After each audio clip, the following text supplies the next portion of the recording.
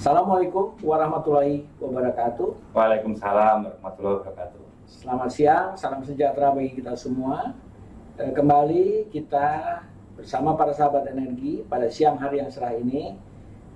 Saya Edi Widiono diberi tugas untuk melakukan tanya jawab dengan Bapak Profesor Peki Argodahono, seorang guru besar Elektro ITB yang mempunyai bidang keahlian khusus power engineering. Sebelum kita mulai, mari kita menyampaikan seperti biasa salam kita, yaitu salam energi. Terima kasih. Rekan-rekan sahabat energi sekalian, seperti kita ketahui, Indonesia saat ini merupakan salah satu negara dengan jumlah pulau-pulau yang terbesar di dunia. Ya, garis pantai kita cukup panjang. Dan penduduk kita tersebar di pulau-pulau tersebut. Listrik merupakan suatu keniscayaan, suatu kebutuhan bagi seluruh masyarakat, dan saat ini kita berusaha memenuhi target kelistrikan untuk seluruh masyarakat, yaitu yang disebut rasio elektrifikasi 100%, yang mudah-mudahan ya insya Allah paling tidak bisa didekati di tahun 2020 ini.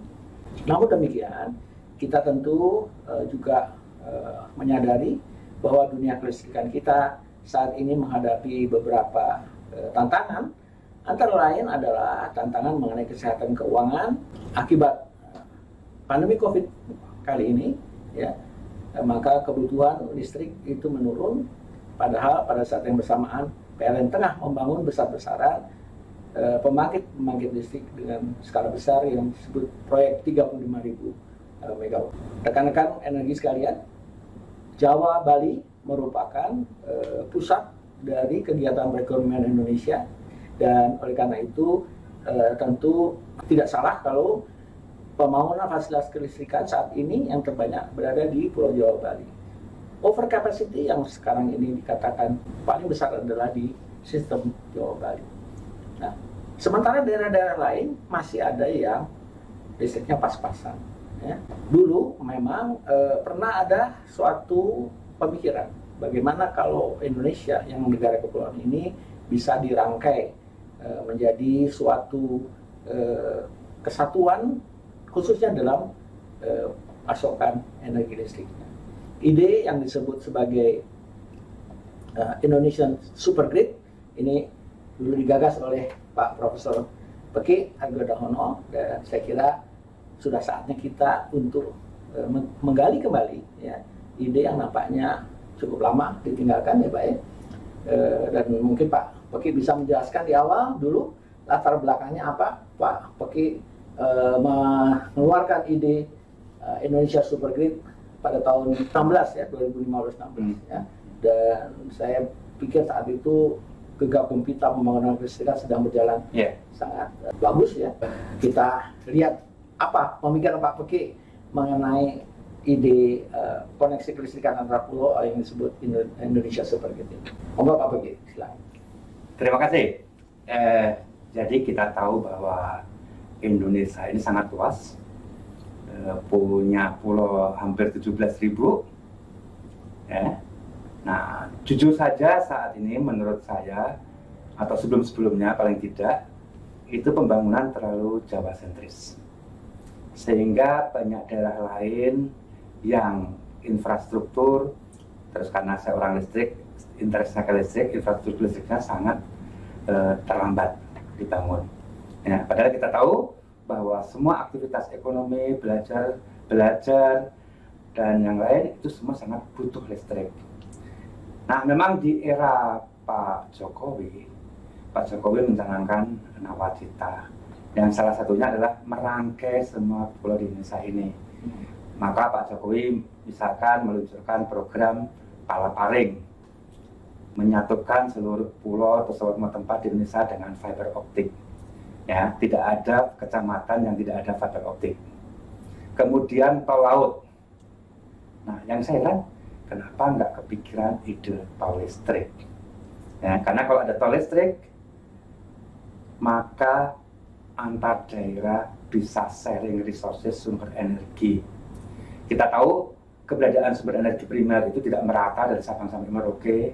Batu bara hanya ada di Sumatera Kalimantan, PLTA hanya ada di Kalimantan yang besar-besar ya, Kalimantan, Sumatera dan Papua. Angin dan matahari hanya ada di bagian timur. Nah, banyak potensi-potensi itu tidak bisa dibangun atau tidak layak dibangun hanya dengan alasan di lokalnya belum ada kebutuhan. Nah, kalau ada jalan tol, semua itu bisa dibangun dan semuanya bisa diperdagangkan. Ya, gitu. Jadi itu awalnya kenapa kepikiran, kenapa Indonesia tidak disertakan dalam program Nawacita sebagai tol listrik yang menyatukan Indonesia. Dan ternyata ide seperti ini juga terjadi di negara-negara lain. Contohnya Cina, mereka bangun transmisi besar-besaran karena sumber energi primer utamanya ada di sisi barat utara, yang jauh dari pusat kebutuhannya di timur.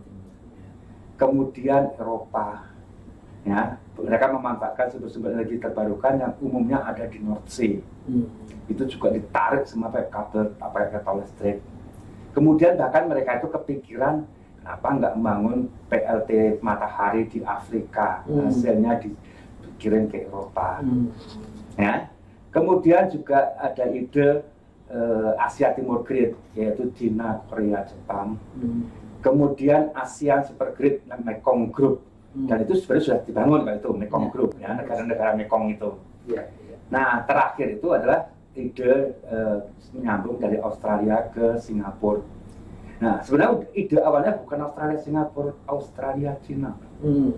Sehingga itu sharing resources, bukan ngirim dari Australia ke Cina. Kalau siang hari ngirim listrik dari Australia ke Cina, ya kalau siang hari, kalau malam hari Australia yang beli listrik. Jadi sharing resources itu di situ. Jadi mimpi saya pun tol listrik itu juga nanti seperti itu. Saat kapan harus ngirim dari mana, saat kapan harus ngirim dari mana, bukan satu arah, ya, gitu. Karena kalau hanya satu arah, nanti yang kejadian kita nggak resilience. Ada gangguan di tol listrik, berhenti di satu daerah. Jadi nggak boleh seperti itu. Itu awal kenapa ini mungkin untuk menghindarkan kerancuan, ya. Karena seringkali kita menyatakan bahwa transmisi yang lewat laut itu adalah transmisi arus searah. Nah, ini kadang-kadang orang mengertinya kalau arus searah ya berarti arah dayanya juga satu arah. Kan tidak benar ya? Tidak benar. Jadi ya walaupun namanya arus searah itu dalam satu waktu arahnya tetap, tapi tetap bisa dirubah. Ya. Kapan mau berubah ke kiri maupun ke kanan itu bisa berubah, gitu. Kalau bolak-balik itu 1 detik berubah 50 kali arahnya. Itu bedanya, gitu. Ya. Tapi itu pun walaupun arusnya bolak-balik 50 kali, aliran dayanya nggak berubah loh. Ya. Gitu. Ya, gitu. Ya. Jadi kita bicara dayanya, gitu. Ya, ini supaya menghindarkan kerancuan seringkali. Ini jadi Bapak melihat bahwa ide Bapak Indonesian Super Grid itu sebetulnya setara ya, dengan ide-ide yang muncul misalnya ASEAN Grid, gitu ya. Kemudian juga China membuat yang disebut Global Energy Interconnection. Betul sekali. Ya. Dan terakhir kita mendengar juga Australia mau masang kabel itu, Pak. Betul, ya. Nanti kita akan bahas secara khusus masalah ini. Sebenarnya pertanyaan berikutnya agak teknis nih, Pak, ya. Tapi barangkali kawan-kawan yang berkecimpung di bidang kelistrikan ingin tahu kenapa pakai sistem apa, Pak, nanti menyalurkan daya antar pulau tersebut. Apakah harus bolak-balik atau harus searah dan sebagainya? Mungkin Bapak bisa menjelaskan dari aspek teknisnya. Baik. Jadi kalau kita melihat perkembangan teknologi, bahkan sebenarnya listrik itu lebih dulu DC dibanding AC.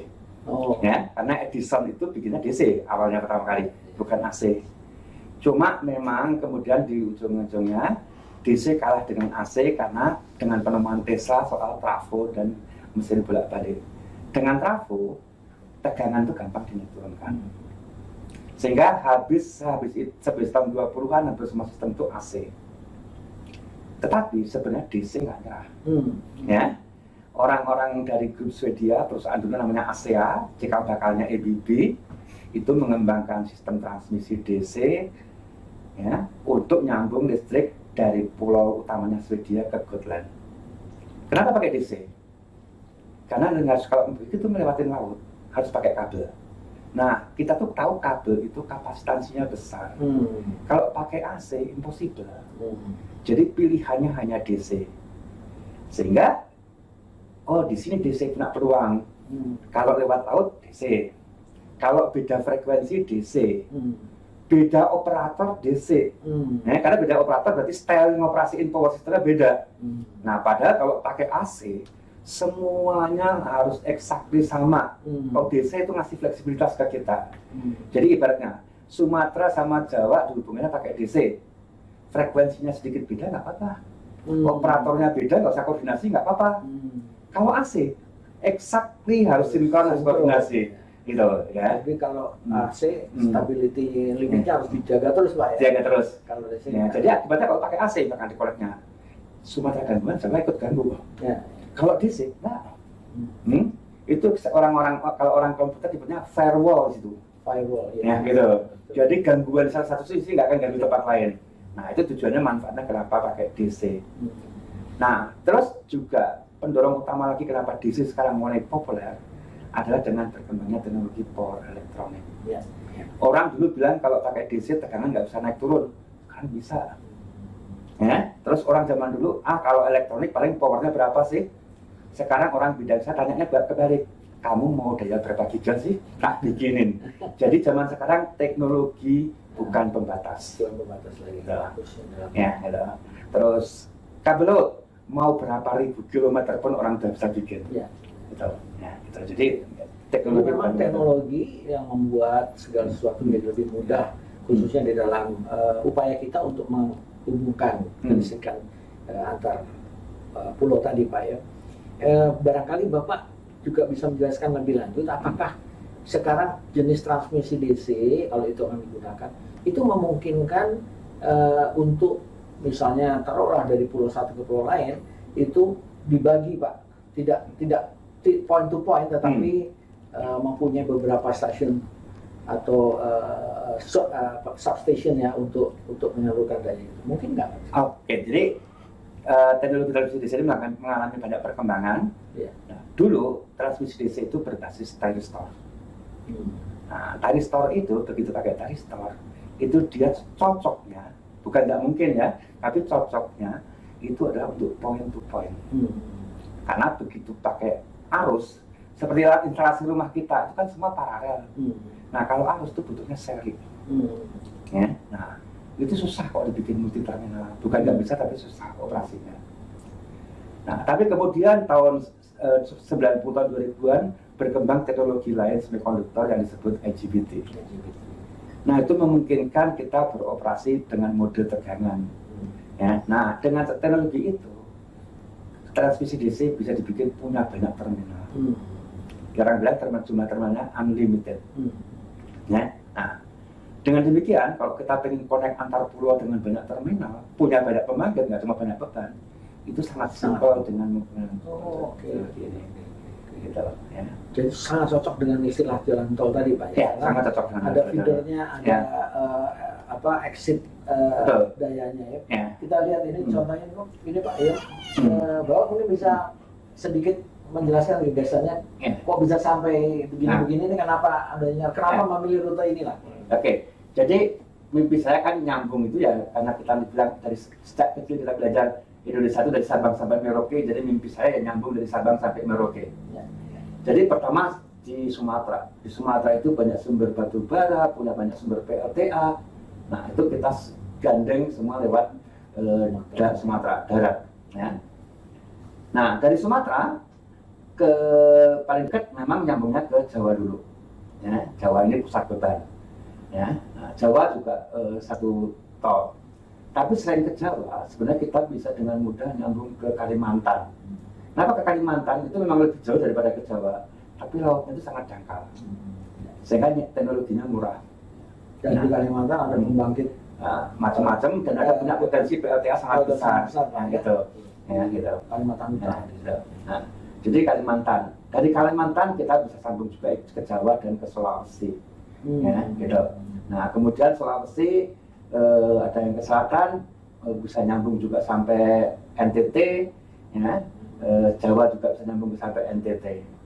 Nah di sisi Sulawesi sendiri utara kita sambung lewat Manado, lewat Maluku Utara, langsung ke Papua.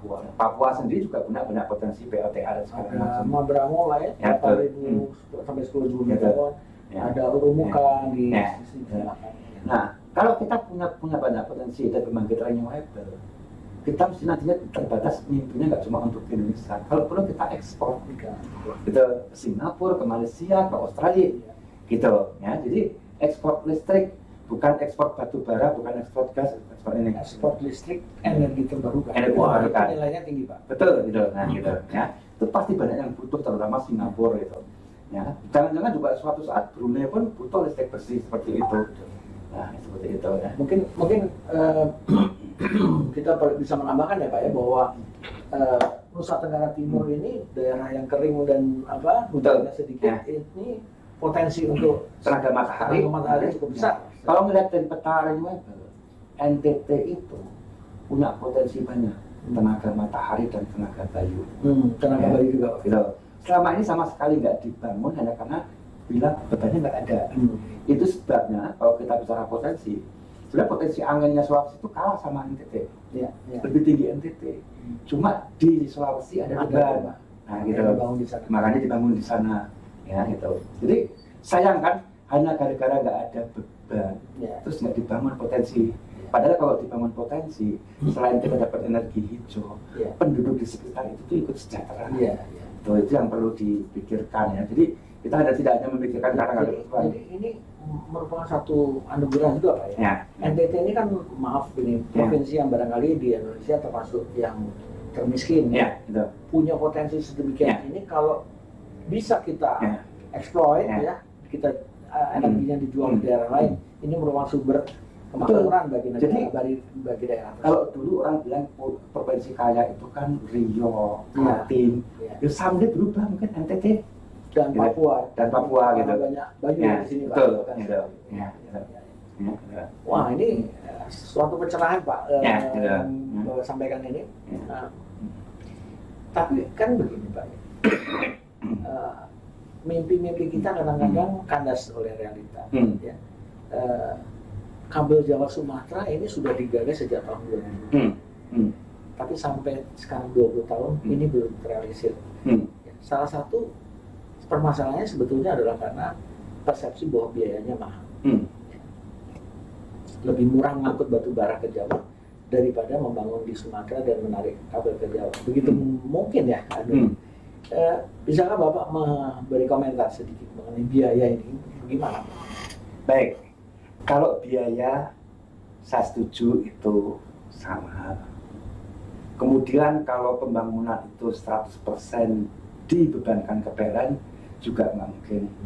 Dibebankan ke negara, juga tidak mungkin. Ya? Nah.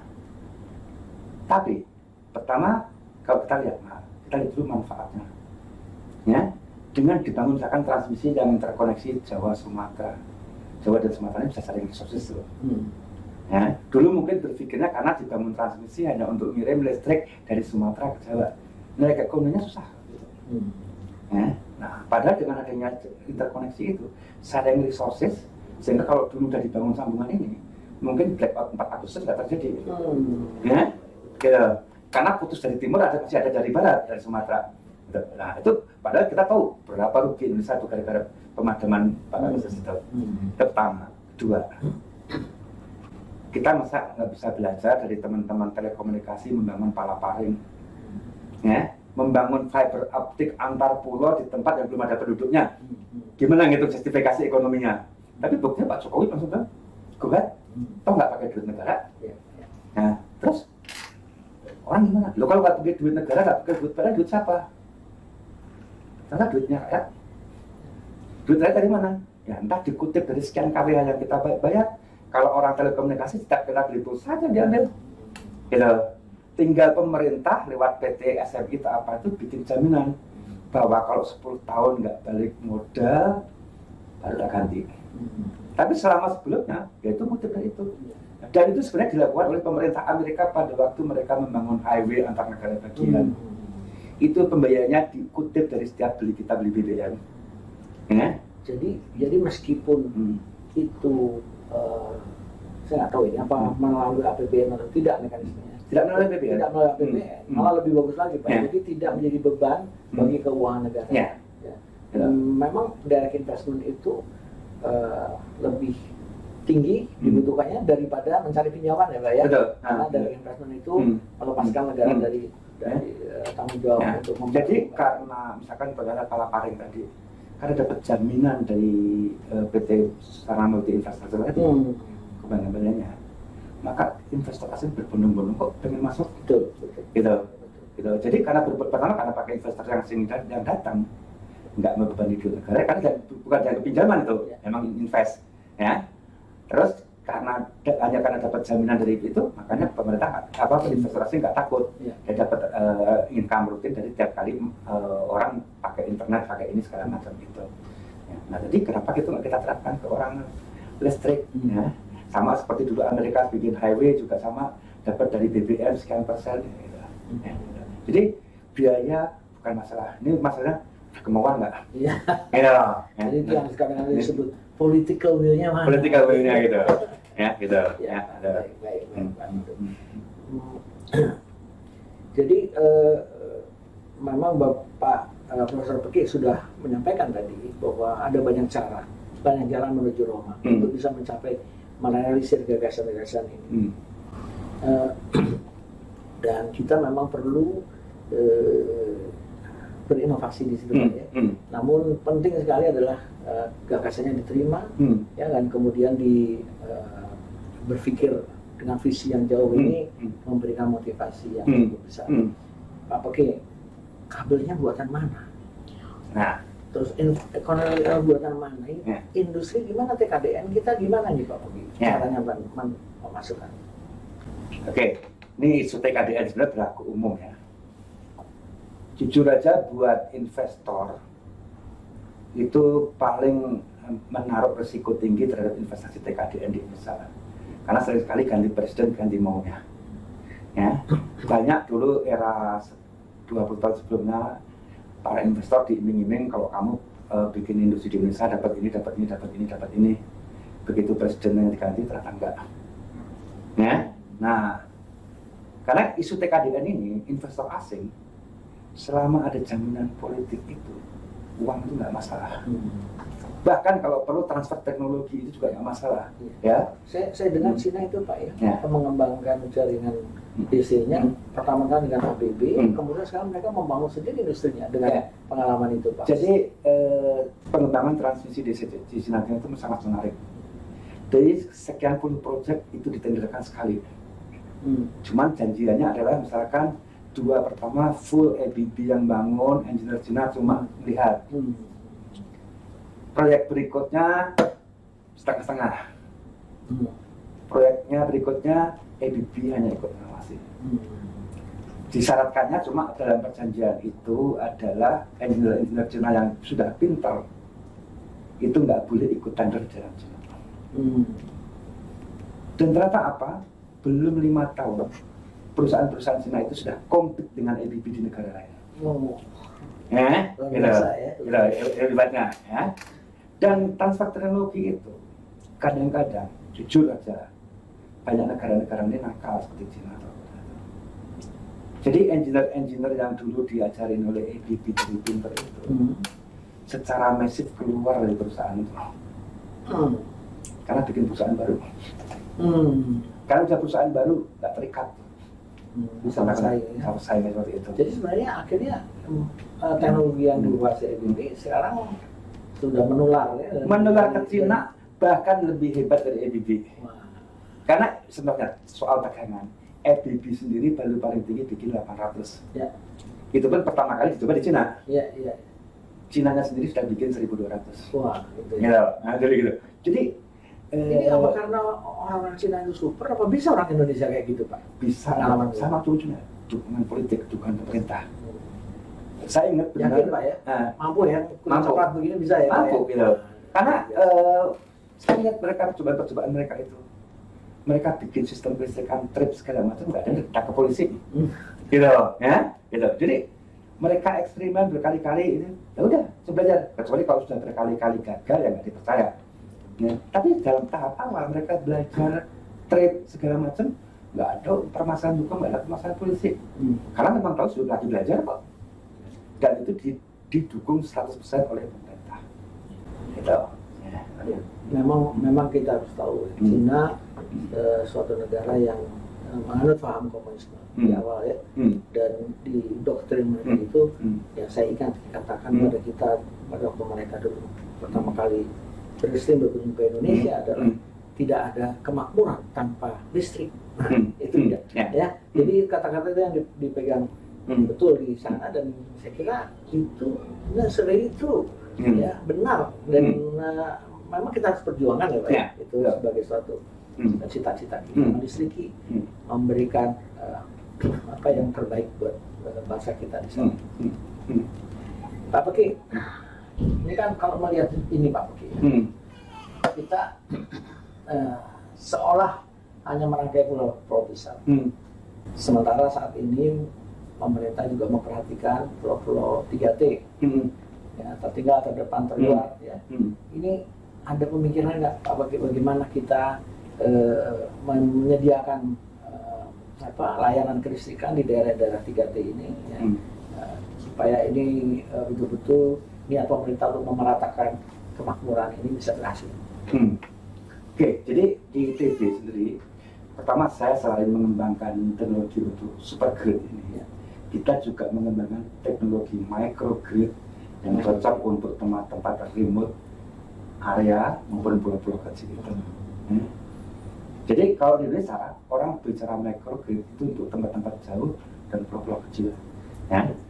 Nah, baru nanti sedikit berkembang, kalau sudah nanti berkembang itu kita interkoneksi antara microgrid. Ya, mungkin jadi mini grid.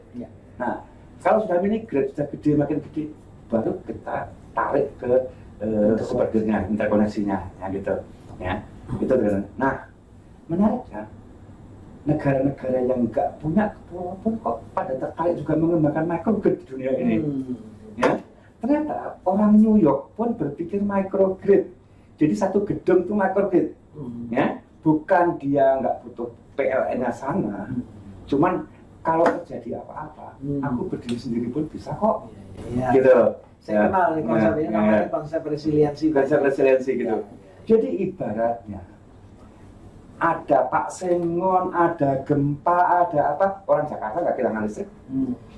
Ya walaupun namanya konsep resiliensi itu tidak senyaman kalau semuanya tersambung, tapi tetap ada listrik, nggak bikin semuanya berhenti gitu. Nah gitu. Jadi sekarang teknologi microgrid yang kalau di kita itu perlu untuk pulau-pulau kecil, di negara maju pun ternyata berkembang pesat. Mereka pengen sistem kelistrikan itu seperti multi microgrid, multi cell. Jadi ibaratnya kalau terjadi terorisme, terjadi gempa, ternyata pecah itu selulernya, tapi tetap semuanya hidup. Ya, nah kalau sudah begitu, secara pengetahuan pun jadi menarik semuanya, karena blockchain ilmu berkembang, itu berkembang, itu berkembang, gitu. Jadi semuanya jadi berkembang di situ. Ya, kalau sekarang memang jujur, kalau kita bicara di Indonesia masih monopoli, masih sentralis, masih ini, memang seakan-akan itu ilmunya orang luar gitu ya, gitu. Tapi cikal bakalnya di situ. Tapi Pak Profesor Peki, ya, microgrid itu konsep yang membutuhkan pengetahuan teknis cukup dalam. Dan saya dengar ini di negara-negara maju ini seringkali diawali dengan membangun microgridnya di universitas. Betul. Gimana Pak? ITB punya nggak? Jadi microgrid di kita punya microgrid ya. Ya, jadi kita punya DC microgrid kecil ya, skala 3.000 6.000 watt. Itu DC, ya kalau sumbernya mati kita punya PV, punya angin kecil, punya ini semuanya kita combine di situ. Ya. Nah, dari situ kita belajar, sekarang lagi belajar komunikasi antar microgrid, sharing group antar microgrid gitu. Itu yang kita pelajari ya. Nah, dan semua di dunia lagi belajar, dan kemudian saya kebetulan juga ikut forum microgrid dunia. Ya, mereka banyak belajar. Nah, kalau di negara maju sekarang malah lebih tertariknya pada bisnis mekanismenya, lagi. Model bisnis kayak apa? Nah, gitu. Karena teknisnya sudah hampir seakan-akan mentok gitu, sudah kuasai semuanya gitu. Ya, karena perlu model bisnis skimnya bisa macam-macam di situ. Pak, kalau kampus-kampus Indonesia Cukup banyak nggak yang punya microgrid, Pak? Nah, jujur saja power elektronik microgrid itu dianggap bidang penelitian yang mahal. Waduh, sayang ya. Gitu. Itu pada masa depan ya, Pak? Masa depan. Iya, iya, Pak. Nah, gitu. Jadi bilangnya mahal sehingga nggak mungkin sekolah-sekolah kecil punya lab-lab seperti itu. Ya. Bahkan di Indonesia bidang saya itu hanya sedikit perguruan tinggi yang mengajarkan itu, meneliti itu, ya. Karena memang bidang itu mahal. Ya. Nah, tapi sebenarnya kalau seorang pengajar yang senior yang ini sebenarnya dana berita itu kan nggak harus dari pemerintah Indonesia, ya. Dia dari pemerintah luar gitu, ya. Jadi banyak sekali dana-dana dari pemerintah luar. Microgrid ini kan masuk dalam kelompok digitalisasi, ya, Pak. Betul. Padahal kalau kita ingin melaksanakan transisi energi, dekarbonisasi, itu kita akan memerlukan teknologi digital tadi. Jadi dua ini berjalan seiring sebetulnya antara transisi energi dan transformasi teknologi digital. Jadi sangat disayangkan kalau perhatian pemerintah belum ke arah situ, ya, Pak. Ya. Ini harus dua-duanya didorong. Saya kira ini kesempatan kita ya, memang sangat disayangkan bahwa pemerintah saat ini masih pakai kacamata yang terlalu sempit kalau kita bicara penelitian. Penelitian baru dianggap sukses kalau create barang, punya paten, punya apa. Nah, kalau kita misalkan create model bisnis yang cocok untuk microgrid, nggak ada tuh pekerjaan yang mau mendanai, karena nggak create barang, ya cuma create pengetahuan, create ini. Ya, maunya sekarang ini harus create barang, create ini, create itu, gitu. Nah, makanya kalau sama untuk nanti teknologi microgrid, kabel laut ini, itu juga tergantung. Kita tuh pengen sekedar semuanya made in Indonesia atau made by Indonesian. Nah, kalau sekedar made in Indonesia, kasih insentif, pasti presiden pindahin kabelnya ke Indonesia, pabriknya. Sekedar made in Indonesia. Nah, jadi penting mana? Gitu, made in Indonesia atau made by Indonesian? Made in Indonesia by Indonesia. Nah, gitu. Itu yang penting juga, gitu ya. Karena kalau sekedar pindahin pabrik, mau pabrik kabel, mau pabrik power elektronik, mau pabrik mobil listrik, kasih deh insentif gede, pasti itu semua pindah. Iya, luar biasa. Ini mungkin ada satu pertanyaan yang bisa membuat obrolan kita ini lebih menjangkar ke bawah, ya. Dan ini seringkali ditanyakan oleh kawan-kawan di PLN. Pak Edi, itu mimpi mengenai masalah super grid dan sebagainya, itu relevan nggak sih pada saat seperti sekarang ini, di mana ada over capacity, ada kesulitan keuangan PLN, ada berbagai macam kendala. Kenapa kok kita justru pada saat ini menghidupkan kembali ide Pak super grid tadi, Pak? Mungkin Bapak bisa memberi komentar dulu. Oke. Pertama, ya untuk masa pandemi ini kita optimis saja, badai pasti berlalu. Ya mungkin kalau nggak setahun lagi, 2 tahun lagi, tapi itu pasti berlalu. Itu pertama. Jadi ini keyakinan. Jadi pandemi ini nggak selamanya kok. Itu pertama. Kedua, kalau dari GDP kita dibanding Vietnam aja, kita harus seimbang GDP. Tapi konsumsi per kapitanya Vietnam itu 2 kali lebih tinggi. Konsumsi listriknya, hanya listriknya. Artinya konsumsi listrik kita ini memang masih rendah. Jadi peluang untuk naikin memang masih banyak. Ketiga, masih banyak industri-industri yang pakai pembangkit sendiri yang mahal. Dengan alasan kenapa nggak mau pakai PLN, padahal kamu mahal. Habis PLN nggak ada jaminan kualitas sih. Nah, jadi kalau PLN mau tak jamin deh kualitas, pasti mereka pindah kok ke PLN. Dan itu banyak sekali industri seperti itu, besar-besar. 2, banyak pulau-pulau terdekat, pulau gede yang teriak-teriak butuh listrik, sekarang disuruh pakai BBM. Nah, karena dekat itu pakai 20 kafe AC, nggak usah pakai DC yang canggih, segera bisa dibangun kok, sehingga kebutuhan listrik di pulau itu segera naik. Tuh. Dan terakhir, kalau kita punya super grid, kita banyak bisa memanfaatkan renewable energy, maka akan banyak industri-industri yang butuh renewable jadi seneng. Karena itu sangat membantu mereka jualan ke luar negeri yang mempersyaratkan eco-labeling dan segala macam. Ya. Kalau nggak ada super grid, mereka masih bangun sendiri tenaga renewable. Ya. Atau jangan-jangan nanti malah ngetek ya. Kalau jadi si Australia bangun itu. Lewat aja gitu. Jadi ini kita bicara soal ketahanan energi kita juga sebenarnya. Betul. Hanya kalau dulu orang bicara ketahanan energi itu dalam konsep pemikiran berapa cadangan minyak kita yang bisa kita sediakan. Sekarang ketahanan energi ini dibawa dalam arti yang lebih luas. Kemampuan kita membangun sendiri atau menyediakan energi dari sumber-sumber terbarukan kita. Betul. Bahkan kalau kita bicara super grid ini, kalau di negara-negara Middle East sana, itu juga bersamaan dibangun dengan super grid pipa gas. Jadi sudah dikoordinasikan pipa gas, pipa minyak, pipa ini dikoordinasikan. Pasokan energi itu menjadi satu kesatuan terintegrasi. Ya, multi carrier.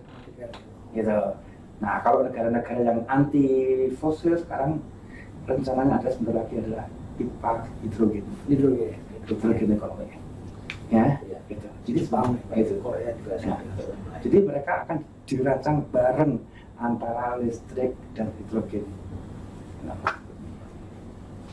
Aduh, luar biasa Profesor Peki Argodahono, tamu terhormat kita hari ini yang sudah memberikan begitu banyak insight ya kepada kita semua mengenai satu ide yang dulu pernah dicanangkan dan kita ingin ini dihidupkan kembali.